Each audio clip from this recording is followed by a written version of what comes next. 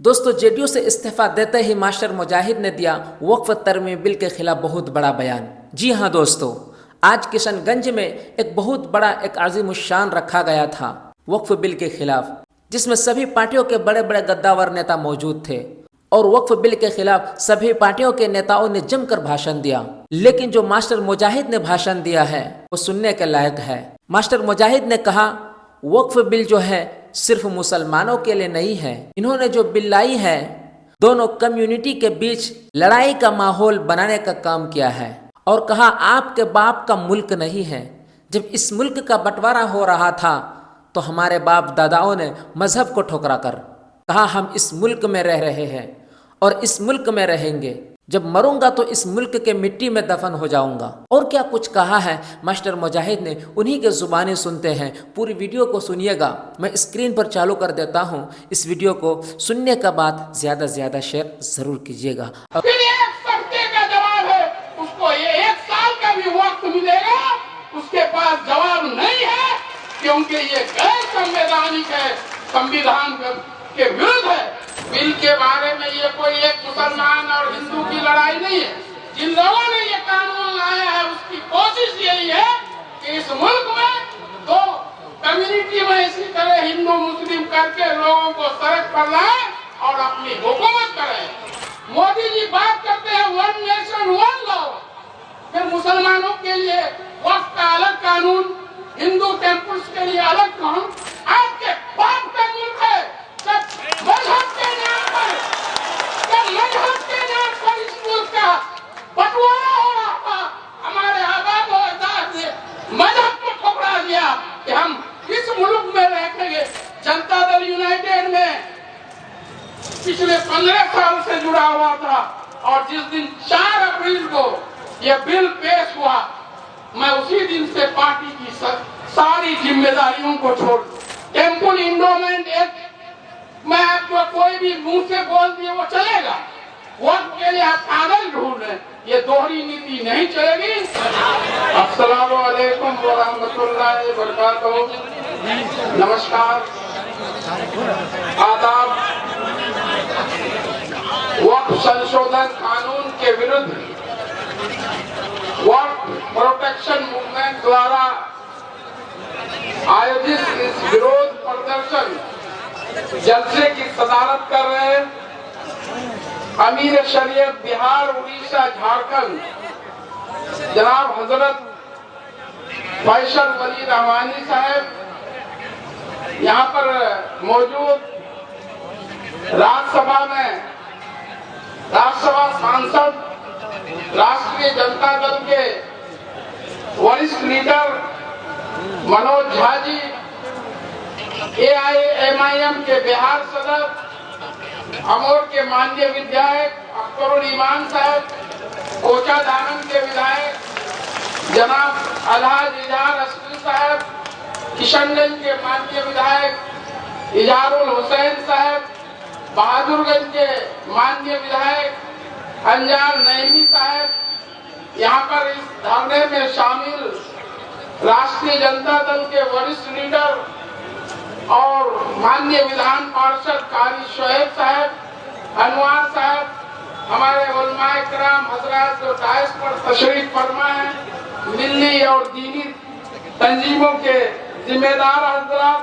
और हमारे जितने भी जनप्रतिनिधि हैं और यहाँ पर कसीर तादाद में इस कानून के विरुद्ध, काले कानून के विरुद्ध में इस तपिश भरी धूप में जमा हमारे अवाम को सलाम करता हूँ कि आपने आज इस लाहरा के ऐतिहासिक मैदान में अपनी हाजिरी दर्ज कर अपना इस काले कानून के विरुद्ध में अपना जो है समर्थन व्यक्त किया है कि ये बिल, ये जो अब कानून बन गया है, इसको हम लोग मुनज़्ज़म तरीके से, जिस तरह से किसान आंदोलन लगातार साल भर से अधिक जो है इसका विरोध प्रदर्शन एक मुनज़्ज़म तरीके से कर उन्होंने केंद्र सरकार को मजबूर किया कि इस काले कानून को वापस लेना पड़ा। और जो है उसी तरह हम लोग भी हमारे मिल्ली कौमी जो all India Muslim personal law board के जिम्मेदारान हैं, उनका भी यही तरीका है कि हम इस बिल के बारे में, ये कोई एक मुसलमान और हिंदू की लड़ाई नहीं है।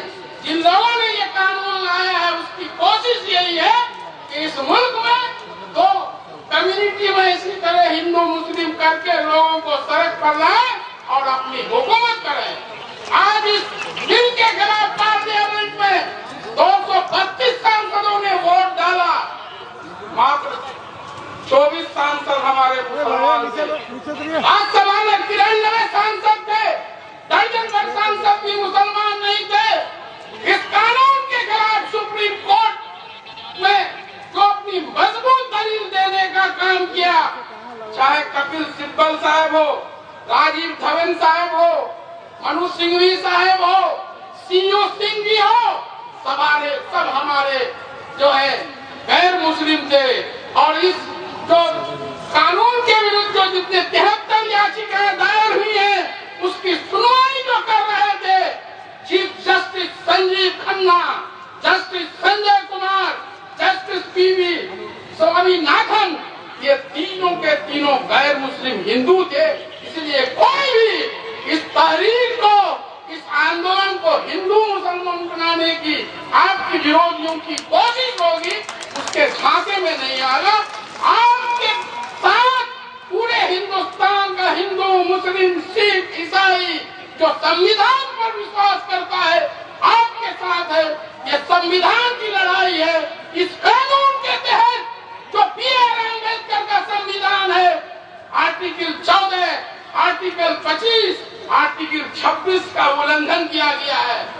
किरण रिजिजू जी पार्लियामेंट में दलील दे रहे थे कि हमने 87 लाख लोगों को सुना, उनसे बात की, उनके आवेदनों को सुना, और जो फिर बिल आज जेपीसी में गया और पार्लियामेंट में चीफ जस्टिस ने जब सवालों की झाड़ी लगाई, सरकार के जो वकील थे, solicitor general of India Tushar Mehta के पसीने उतर गए, जवाब नहीं मिल रहा था, मुझे वक्त दिया जाए।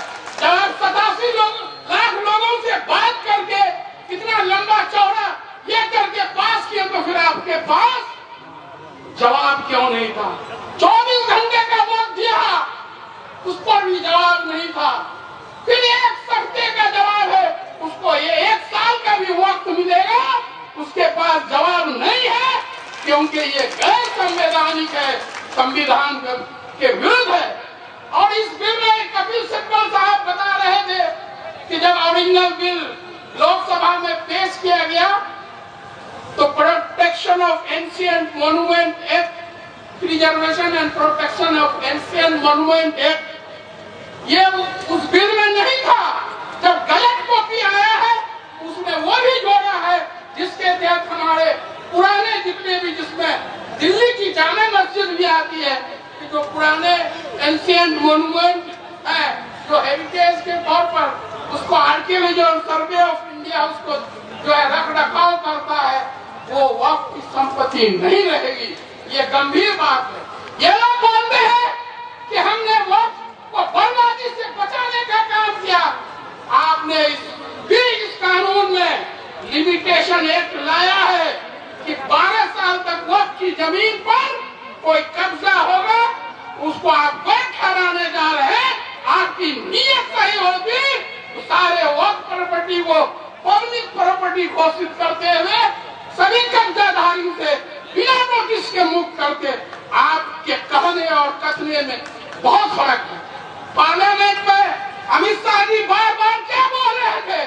देश की सबसे बड़ी संसद है कि इस बिल में कोई हिंदू नहीं रहेगा, कोई नॉन मुस्लिम नहीं रहेगा। और जब पार्लियामेंट में गृह मंत्री झूठ बोल रहा है, आप गजट नोटिफिकेशन देखिए, सेंट्रल वक्फ काउंसिल में 21 आदमी में से 2 कम से कम गैर मुस्लिम होगा। उसी तरह राज्यों के वक्फ बोर्ड में 11 में से 2 नॉन मुस्लिम होगा। आप बोलते कुछ हैं, करते कुछ हैं। किरण रिजिजू जी बिल पेश करते हुए क्या कहे? वक्फ बाई यूजर्स को हमने खत्म कर दिया है। आपने क्या खत्म किया है? आप मोदी जी बात करते हैं 1 नेशन 1 लॉ, फिर मुसलमानों के लिए वक्फ का अलग कानून, हिंदू टेम्पल्स के लिए अलग कानून। आप अगर नीयत सही होगी, सही माने में वन नेशन वन लॉ लाना चाहते हैं तो सबके लिए एक कानून होता, ये अलग अलग कानून नहीं। पिछले दिनों मोदी जी हरियाणा में एक सभा में कह रहे थे कि कांग्रेस द्वारा जो वक्फ अमेंडमेंट एक्ट 2013 लाया गया था, जिसपे वक्फ की जो है बहुत कब्जा, अवैध कब्जा हो गया, उसके लिए हम ये बिल लाए हैं। तो 2013 का जो कानून पास हुआ, आप देख लिए हम मनोज झा जी बैठे हुए हैं और सारे लोग हमारे अमीर शरीयत बैठे हुए हैं। उस कानून में बीजेपी का भी समर्थन हासिल था। वो अगर गलत कानून पास करने के लिए आप कांग्रेस को दोष दे रहे हैं, तो आपने फिर सर्वसम्मति से, उस वक्त अटल बिहारी वाजपेयी जी आपके नेता थे, अडवाणी जी थे, शाहनवाज हुसैन साहब लोकसभा में थे, मुख्तार अब्बास नकवी साहब राज्यसभा में थे। आपको जवाब देना होगा, इतनी बड़ी कुर्सी पर बैठकर आप झूठ बोलने का काम करते हैं। कोई बात होगा आप बोलिएगा पाकिस्तान चले जाइए, आपके बाप का मुल्क है। जब मजहब के नाम पर, इस मुल्क का बंटवारा हो रहा था, हमारे आबाद और अजदाद ने मजहब को ठुकरा दिया कि हम इस मुल्क में रहेंगे। मजहब के नाम पर मुल्क की जो तकसीम हो रहा था, उसको लात मार दिया। आज हम पर आप उंगली उठा रहे हैं। हम अगर विदेशी हैं तो तुम भी विदेशी हो।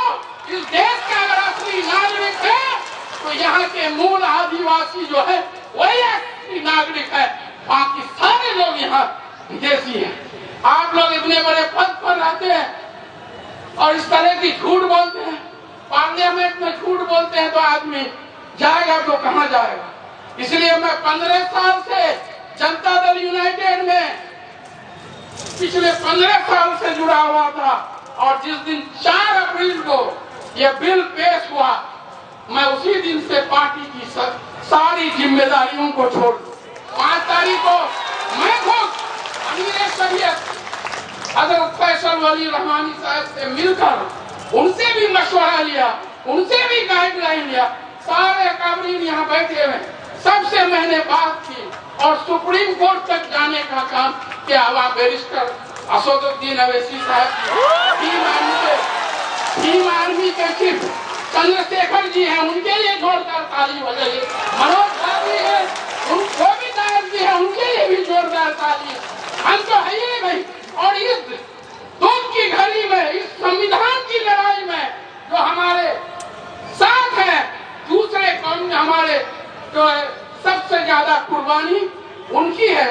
तो हम सब लोगों को मिलकर मुनज़्ज़म तरीके से, बिल्कुल शांतिपूर्ण ढंग से इस लड़ाई को आगे जारी रखना है। और जो भी हमारे काबिल हजरात का इस संबंध में हुक्म होगा, हम लोग ये करेंगे। आप फिर 5 जो है मई को सुप्रीम कोर्ट में जो 73 याचिकाएं 17 अप्रैल तक दाखिल हुई थी, उनकी सुनवाई है, उसके लिए भी दुआ करें। आपकी तो पहली जीत हो ही गई।